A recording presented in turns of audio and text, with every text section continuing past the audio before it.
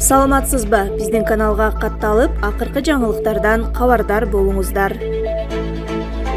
Дастан Догоев кайрадан санариптик өнүктүрүү министрлигине кайтып келди. Тиешелүү жарлыкка президент Садыр Жапаров кол койду. Эске салсак, буга чейин маалымат жыйынында мамлекет башчысы санариптик өнүктүрүү министрлигин кайтарып берүүнү убада кылган. Бүгүн ал санариптештирүү жана электрондук өкмөт чөйрөсүндө мамлекеттик саясатты иштеп чыгуу жана ишке ашыруу боюнча бөлүмдү министрлер кабинетине кайтарды. Жарлыкта ошондой эле Дастан Догоевдин талапкерлигин санариптик өнүктүрүү министринин кызмат ордуна дайындоо үчүн Жогорку кеңештин кароосуна киргизүү чечими кабыл алынды. Булак автор tvчекит.com. Мамлекеттик катчы эч бир дин чектөөгө алынбайт. Кыргызстандын мамлекеттик катчысы Сүйүнбек Касманбетов 26 октябрда 2021-2026 жылдарга карата өлкөнүн диний чөйрөдөгү мамлекеттик саясатынын концепциясынын негизги жоболорун кыскача айтып өттү. Бул тууралуу президенттин маалымат кызматы кабарлады. Касманбетов президент Садыр Жапаров сыяктуу эле мектептерге дин таануу сабактарын киргизүү керек экенин билдирди. Ал мамлекет башчысынын 21 сентябрдагы БУНун башкы ассамблеясынын 76-сессиясында Кыргызстан демократия жолунан тайбай турганы боюнча сүйлөгөн сөзүн эске салды. Ошондой эле дин таануу эркиндиги баш мыйзам менен кепилденгени кошумчаланды.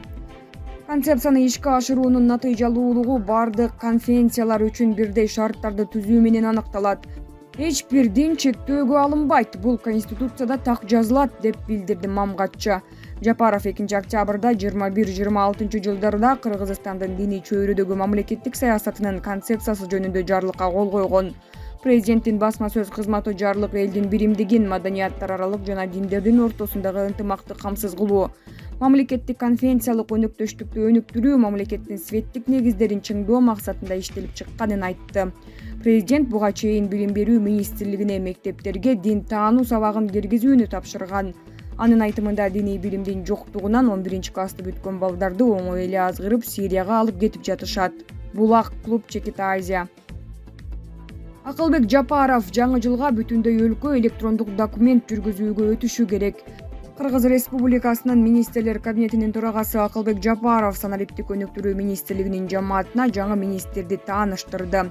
Министрлер кабинетинин башчысы белгилегендей, министрлер кабинетинин түзүмүндө Кыргыз Республикасынын президентинин жарлыгы менен санариптик өнүктүрүү министрлиги түзүлүп, министрдин милдетин аткаруучу болуп Дастан Догоев дайындалды. Акылбек Жапаров өлкөдө санариптештирүүнү өнүктүрүү стратегиялык жактан маанилүү экендигине токтолуп, ишмердүүлүктүн көптөгөн артыкчылыктуу тармактарында санариптештирүү боюнча комплекстүү ишти улантуунун маанилүүлүгүн белгиледи. Сиздердин алдыңыздарда 3 маанилүү багыт турат. Кыска мөөнөттө калкка мамлекеттик кызмат көрсөтүү жаатында жигердүү өзгөрүүлөрдү жасоо зарыл. Бардык суроо талаптар электрондук документ жүргүзүүгө өткөрүлүшү керек.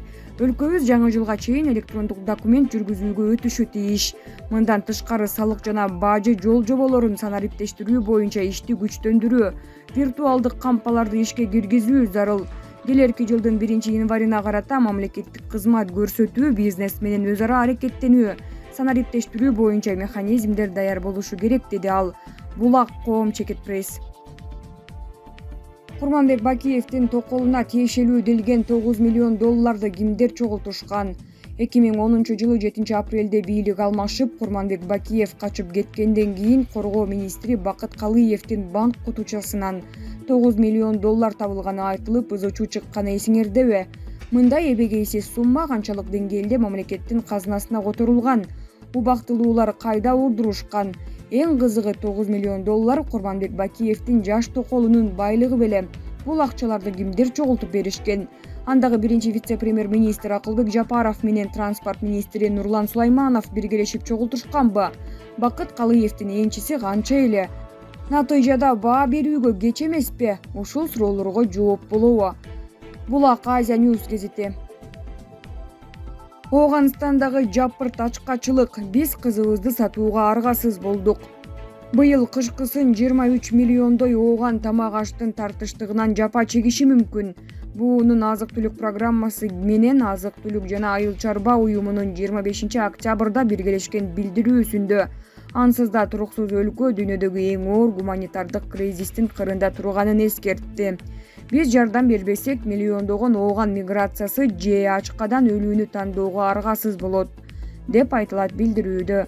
Анда белгиленгендей, кышкы каатчылыкка бир чети кургакчылыктын кесепети куралдуу жаңжал, коронавирус пандемиясы, Талибан кыймылы бийликти басып алгандан берки экономикалык олку-солку абал алып келиши ыктымал.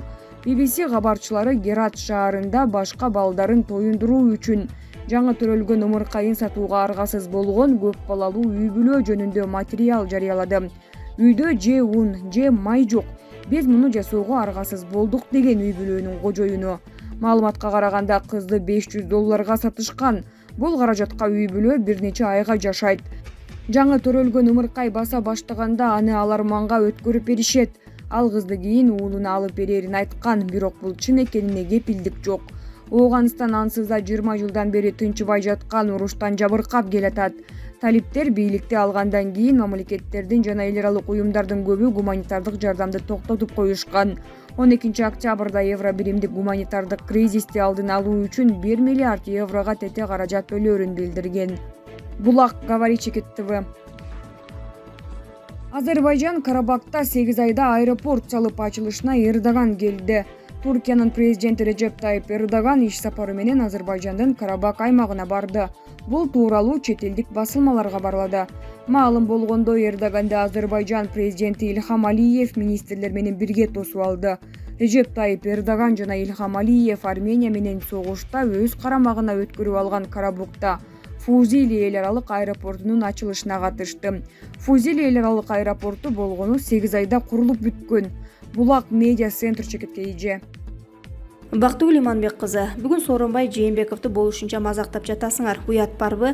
Биринчиден биз эл президентибиз Садыр Жапаровдун чечимин колдошубуз керек. Президент айттыбы, куугунтуктабайм, экс макамын албайм, токтотолу, ушул жөрөлгөнү. Качанкыга чейин куушуп улам кеткенин тебелеп тепсеп дүйнөгө шылдың болобуз деп болду да. Экинчиден ак падышанын оозун караган Атамбаев жана анын жан жөөкөрлөрүнө караганда Жээнбековдо кыргызым деген патриоттук сезим алдаганча бийик. Башта ак падыша Атамбаев досумду чыгарып жылуу жумшак үйүнө отургузуп койгун деп буйрук берген экен дешет. Укпай коюптур. Ошол себептен биринчисинде Шариман деп салса, экинчисинде сенде вирус бар болушу мүмкүн деп киргизбей койгон эмиш ак падыша.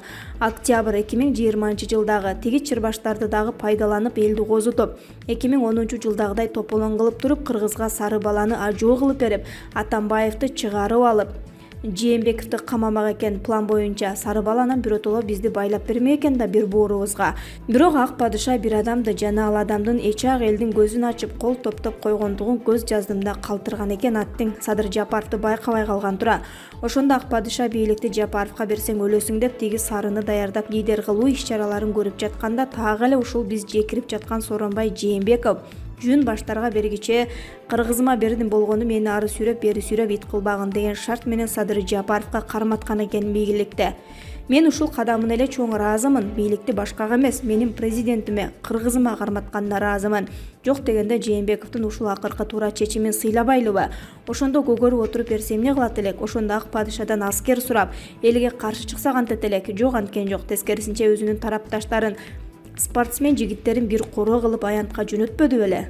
Атамбаев менен чырбаштарды аянттан сүрүп чыгаргыла, Жапаров деп келген элге кошулгула, мен эл тараптамын деп билчү белеңер ушундай болгонун. Билгендер анткоролонуп тынчтык менен кеткен кишини мазактабагыла, билбегендер биле жүргүлө. Президентибиз Жапаровдун суранычын, чечимин сыйлашыбыз керек. Унутпайлы, президент Садыр Жапаров эң биринчи орунга адамгерчиликти бийик коет. Унутпайлы, президент Садыр Жапаров бир сүйлөйт, айткандан кайтпайт. Эзбегилечи болду деп жазат Бактыгүл Иманбек кызы өзүнүн Facebook баракчасына.